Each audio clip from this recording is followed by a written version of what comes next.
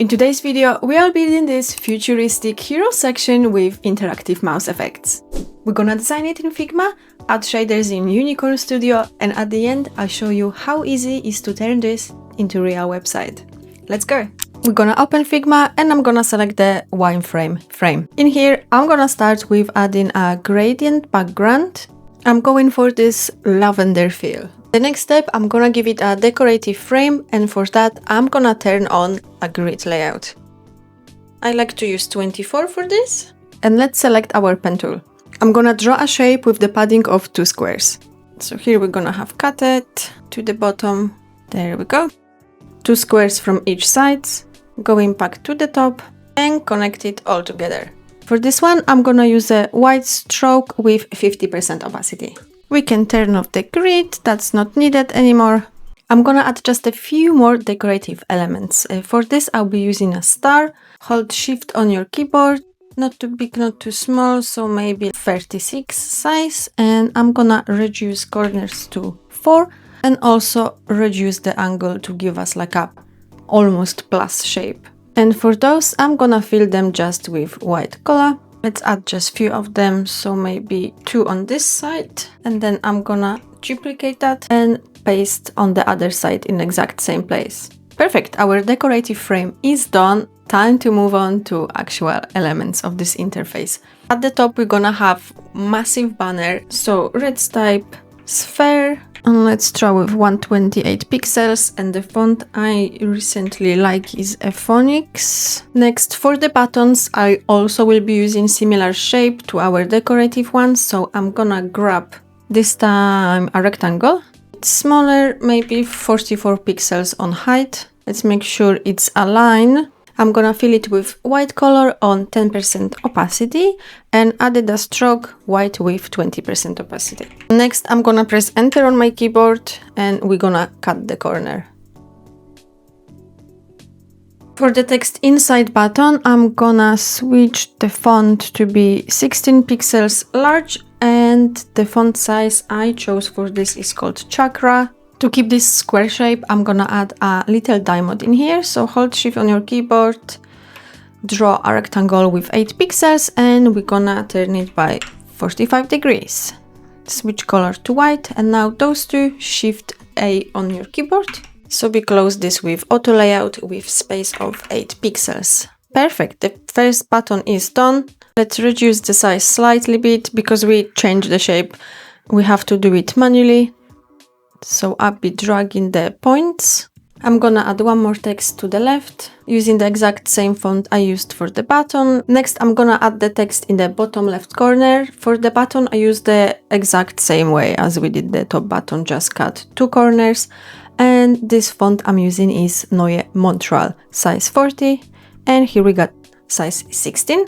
To the right size, I've decided to add like a research card. Again, with those cutted corners, same way as we did in the other button. But in here, I feel like it's missing some kind of graph, so let's create it. First, I'm gonna use a rectangle. I'm gonna fill with white color and opacity 10%, maybe even 20% should do it. Let's make sure it's aligning to the text. I'm gonna press enter again and cut these corners so it's matching our outer frame. So I'm gonna move this down. Same, I'm gonna move this closer and cut the corner. We want this to align, so tiny bit to the left and this tiny bit to this side. Next, I'm gonna frame that and I'm gonna click clip content. Next, I'm gonna select the pen tool and we're gonna draw a graph. Something like little mountains. Some of them go higher, some of them should go lower. And the last one, cut to the right side. Press enter on keyboard. Next, I'm gonna give it a rounded corner of 2, and that look pretty decent. Last 2 decorative elements I'll be adding is like a pointer with text. So for this, I'll be using ellipse. Let's draw a circle of 30 pixels, fill it with white color, this time opacity 10, and the stroke of white and 20.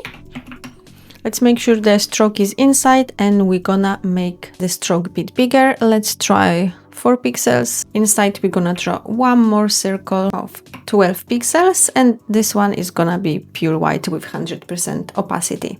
I'm gonna place text to the right side of this, close them all together in auto layout with a space of 12 pixels. So we got one somewhere here, and I'm gonna copy that and paste one more on this side, just switch the side. Perfect, so our wireframe is done. Next thing we need is 2 images. I already generated them, but you can find the image here and prompt here. With all that ready, time to move to Unicorn Studio. In Unicorn Studio, we're gonna start with the background, which we're gonna make exact same as we had in Figma. So I'm gonna select the background from the scene, go inside color, switch to gradient, linear. We don't need all of that, we just need 2. I'm gonna use the exact same lavender colors I had before. I'm gonna change the angle to 90%, so it's from top to bottom. Next, we're gonna slightly animate the background so it feels more alive. For this, I will be using effects, and there is one called noise fill. I'm gonna place it on top of background. We can play it so you guys can see it's already moving. For the colors, I like one bit lighter and one bit darker, again purple. Change blend mode to overlay. I'm gonna change scale to be a bit smaller. This is really nice, and reduce the opacity, which is mix. Back to our Figma, I'm gonna export this text, which is just the logo, and I'm gonna export that as a 2x PNG. Once we have that, I'm gonna add this in our Unicorn Studio. For this, I'm gonna upload media. Let's make this way bigger, similar to what we had in our original frame. So we can check the exact size, that's 1115. And for this one, I want when the mouse enter the text is like kind of dissolving into pieces. So let's go into effects, and we're gonna start with radial braille. That's a bit too big, so I'm gonna reduce the mix radius, maybe 60. And we also want track mouse, so now where our mouse hover, it's dissolving. Maybe slightly smaller so it's not that sensitive. And we're gonna increase the momentum. Next effect I'm gonna add is called pinch. So what pinch does is, if we scale it up, it's gonna modify our text. So we don't want this to be too much, but we want this to be placed on the text. So I'm gonna reduce the scale and reduce the amount. There we go. And this I'm also gonna set to track mouse.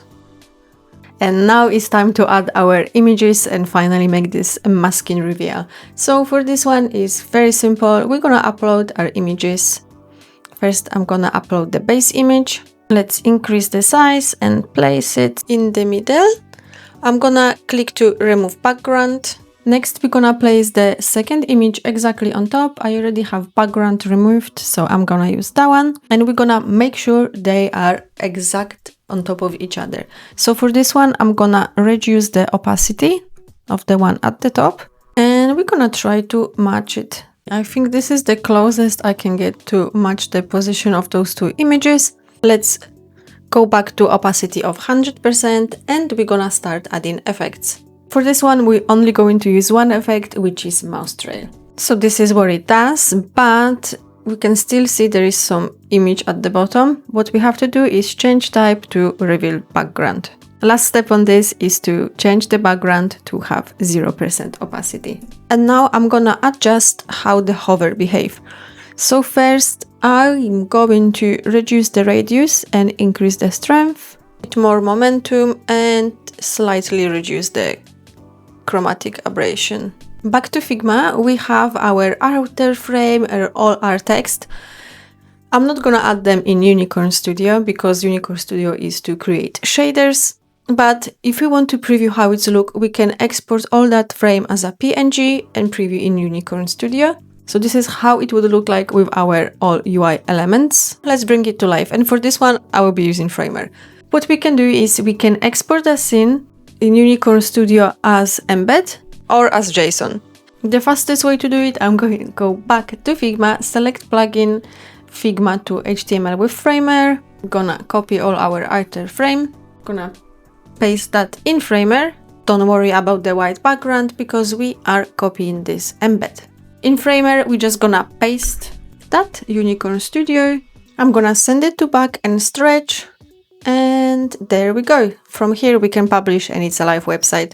I'm using a free version of Unicorn. Unicorn, if you want to sponsor me or give me full version, I'm here. But it does look absolutely amazing. And it's so easy to make this effect for any other website if you guys like just this text or whether animated background or just this masking.